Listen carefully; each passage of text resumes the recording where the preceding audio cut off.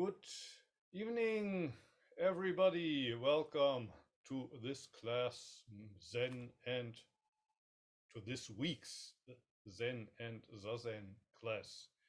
Well, it's evening in Japan. Maybe it's still in the morning or right after lunch in the place where you are. Today is one of those weeks where I will talk about Kodo Sawaki's quotes from To You. But before that, as always, let's sit together for half an hour.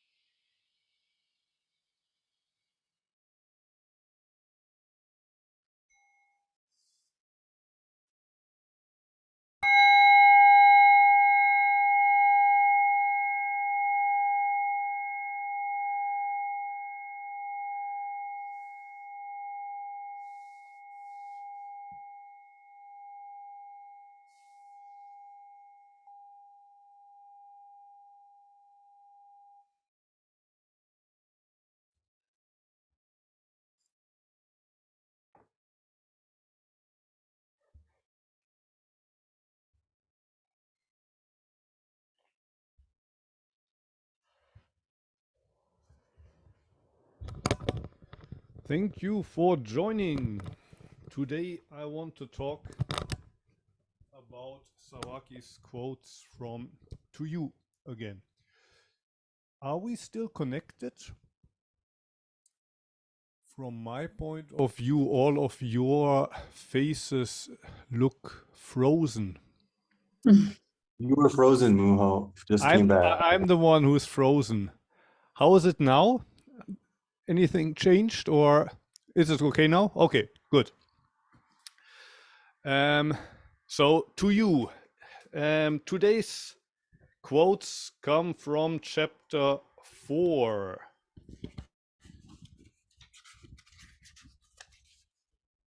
In my printed version, it's page 23.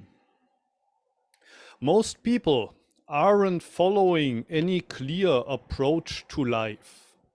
They haven't got any approach to life besides stopgap methods like rubbing lotion on a cramped shoulder. I don't know if there's a special expression in English, but we often, or at least sometimes, tend to deal with the symptoms of a thing rather than going to the root of the matter. So in the case of Buddhism, the root of the matter would be suffering, and like this kind of rubbing some kind of lotion on your shoulder. Whenever you suffer, well, you go to the cinema, you amuse yourself on the internet. Maybe some people even do Zazen like that. Whenever they feel anxious also, they sit for 15 minutes, half an hour, they feel better again. But then when the problem arises again, you deal with your suffering, or the problems that you experience in life with these kind of stopgap methods. And going to the root of the matter would be to just sit with it. For example, when you suffer, you're anxious, you don't know which way to go. Rather than look for an easy answer, you just sit with it. In the case of suffering, you suffer. Suffer. Accept your suffering. I sometimes talk about the dying on the cushion. And you get to that point, for example, during a session where it hurts so much that it feels like dying. And of course, you can always run away. You could always leave the monastery. You could leave in the middle of a retreat. But dying on a cushion, it feels a little bit like you allow the pain to swallow you up. And also in life, rather than avoiding suffering, looking for something to, how do you say? Like some kind of anesthesia for our suffering, like some opium, painkiller. Rather than looking for contemporary painkiller for our suffering that helps us feel nice for a couple of hours, maybe a couple of days. Zen practice sometimes means to allow the suffering to swallow us up. And well, Sawaki Roshi here doesn't speak about that. He speaks about the opposite, what we usually do. What we usually do is, well, looking for stopgap methods, like rubbing lotion on a cramped shoulder. But, well, if you ask me, well, what's the opposite of that? What would a Zen practitioner do? I would say, allow your suffering, allow your problem to swallow you up. Don't try to solve it. Don't look for easy solutions for your problem.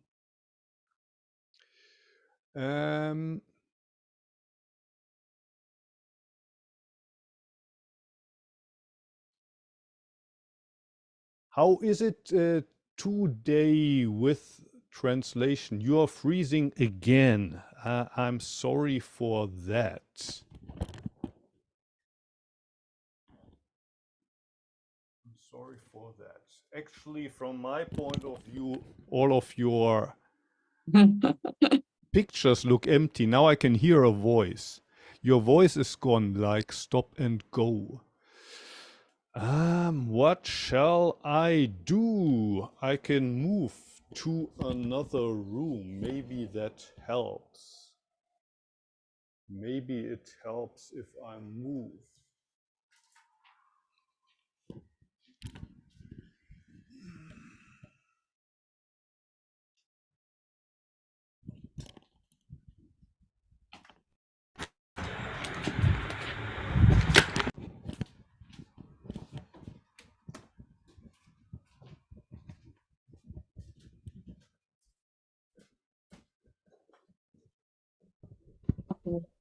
我跟大家先简单的，因为刚才我也听得断断续续的啊，我先简单说一下我听见的啊，就是今天老师继续讲的是泽木老师那本书，然后我们今天读的是第4章，他读的前面那我简单翻译一下，他读的是什么啊？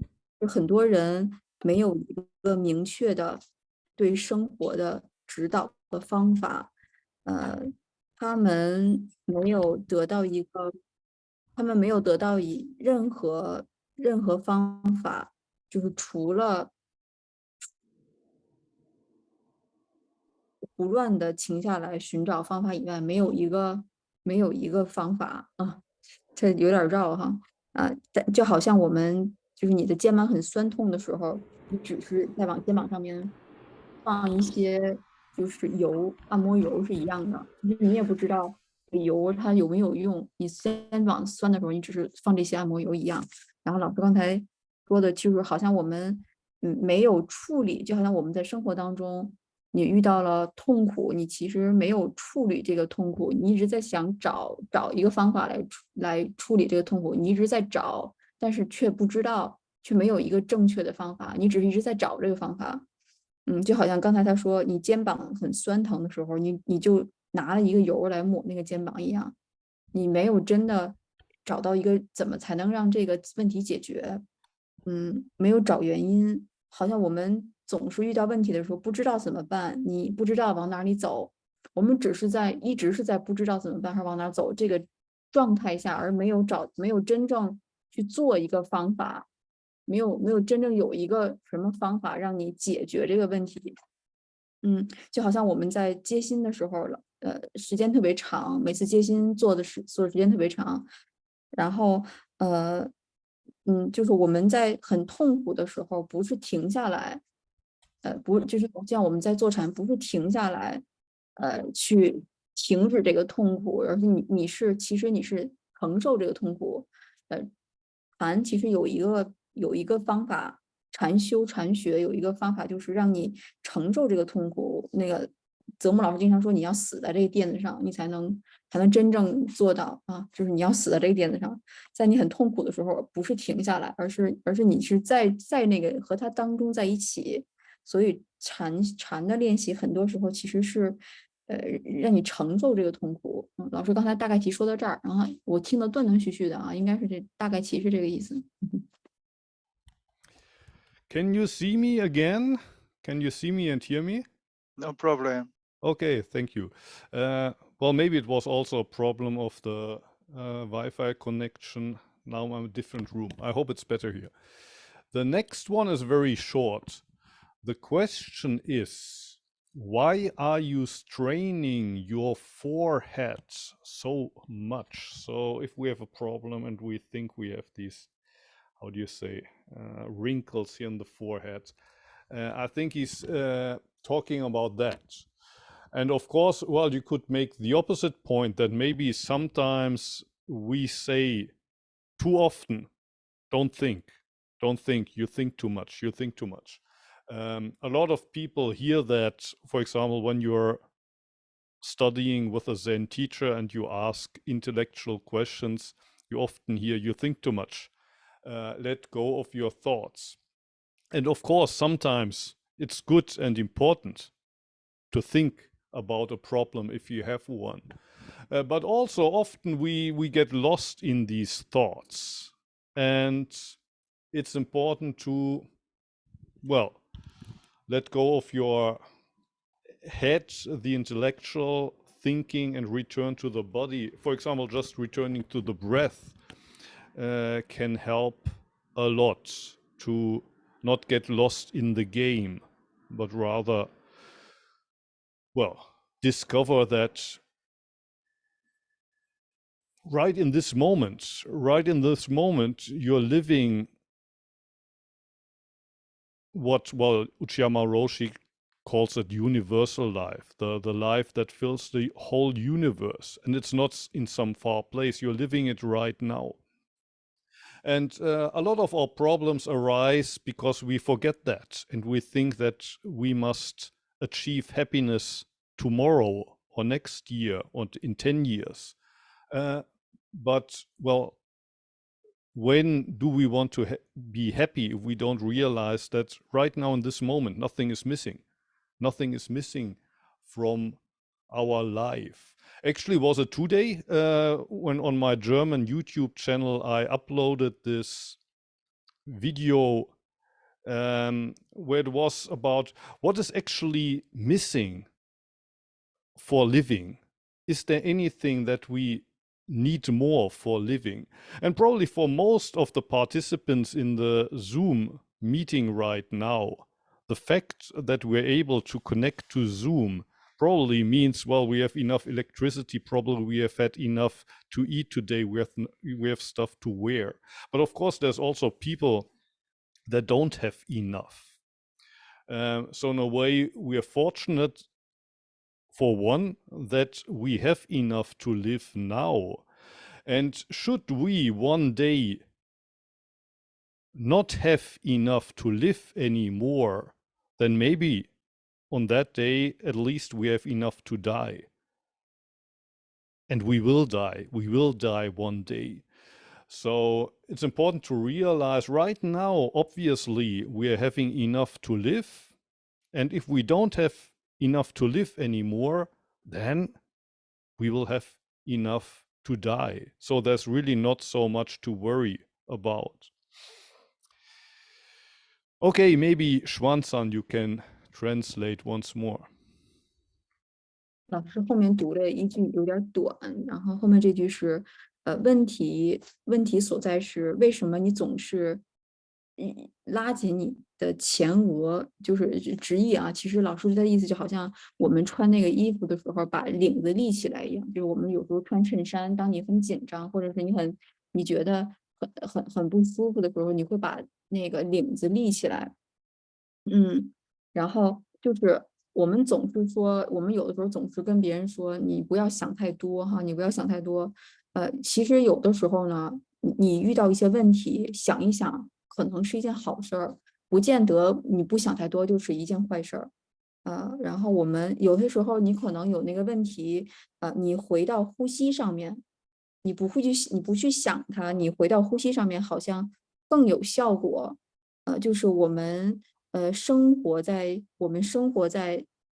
泽姆老师总说我们生活到这一刻，然后我们生活在一个宇宙的世界，就是你是和这个宇宙，你是生活在这个宇宙的世界里面，是生活到现在的。其实我们有的时候呢遇到一些问题，这个问题解决不是你想出来的，这个问题是怎么解决的，而是我们忘了这个问题。我们忘了有这个问题，所以这个问题反而解决了。老师今天他在 YouTube 上面，他上传了一个视频，那个视频就讲的是我们为了生活，其实我们失去了什么，我们有一些什么不足呢？然后你看我们现在今天来上课这些同学，就是我们至少来的这些同学，你可能有足够的粮食，然后你有电哈，你有足够的时间，所以你才来上课的。但是我们现在其实社会上面还有一些人，他可能没有足够的食物，或者没有足够的衣服。那我们当有一天我们没有足够的这些衣食住行这些东西的时候，那我们至少我们有足够的，怎么说呢？我们足够可以去死，就是没有什么可担心的，因为每个人都要死，即便是你这个就是你比如说你吃的不足，或者是你用品不足，你其他一些需求不足的时候，至少我们足够可以去死。老师说，所以其实你没有什么可要担心的，因为我们每人都要死，所以不用担心那么多。这是老师刚才说的。Thank you. We still have some time, so if you have questions, please feel welcome to ask.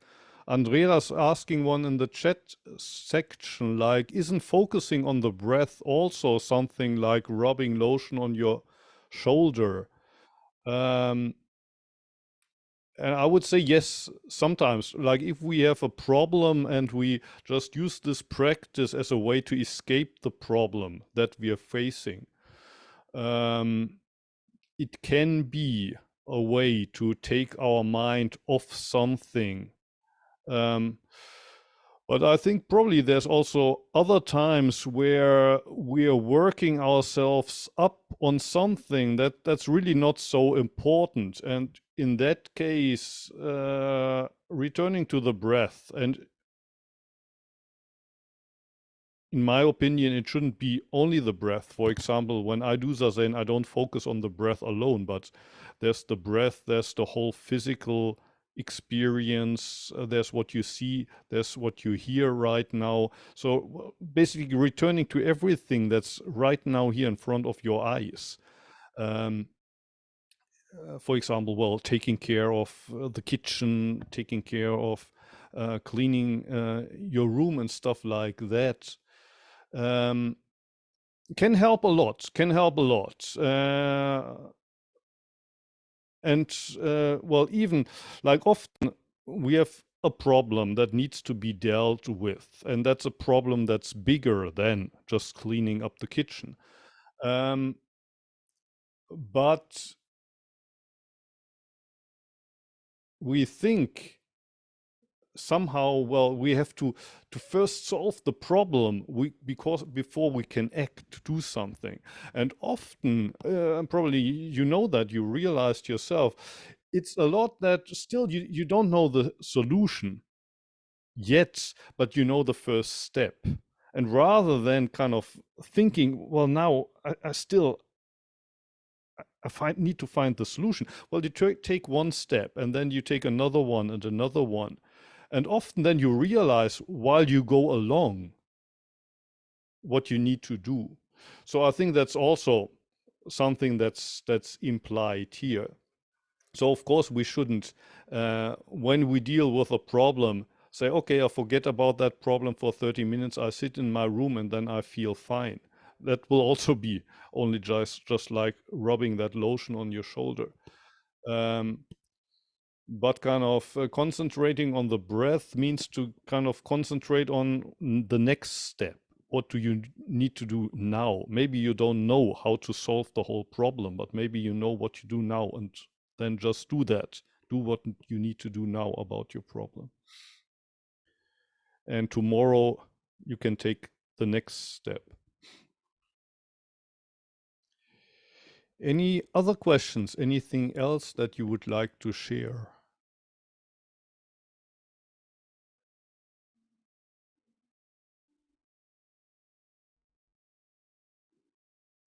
Julian is raising his hand.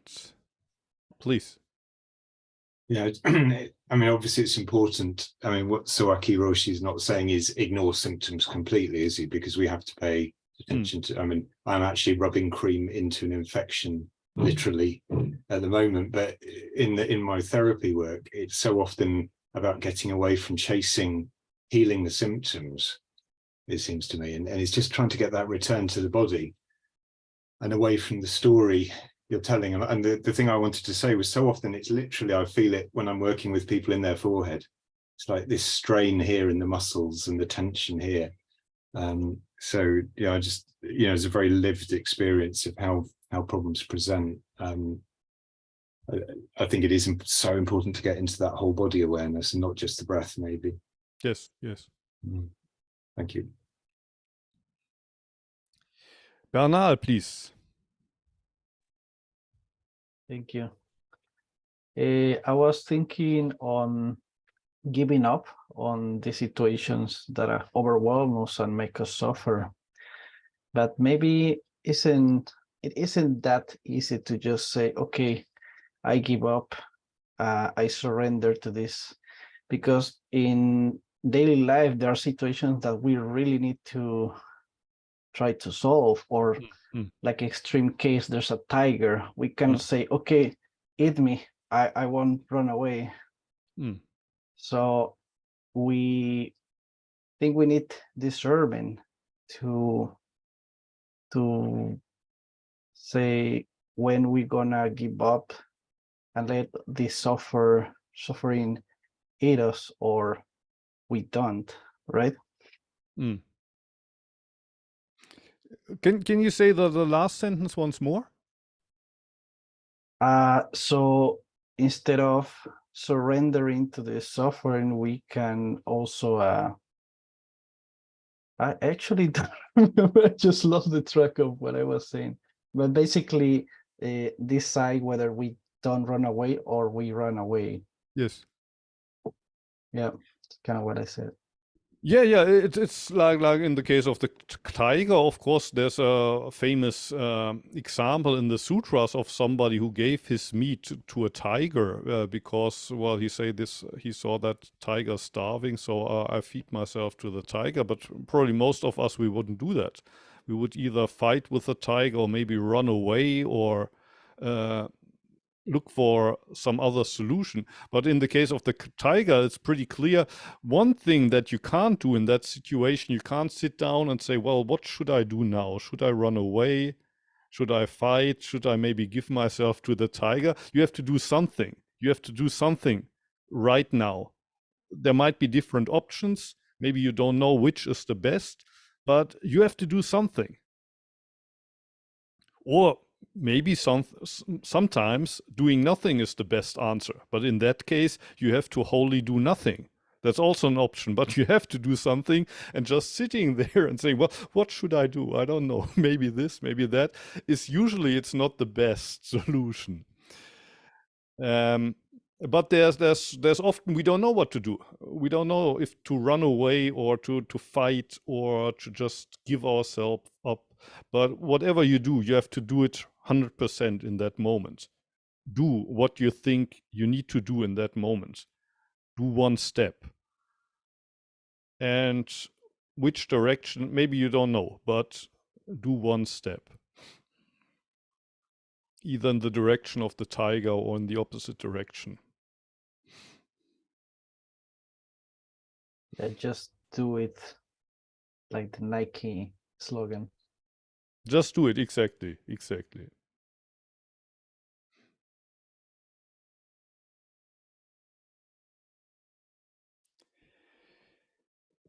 Anything else that you would like to ask or share?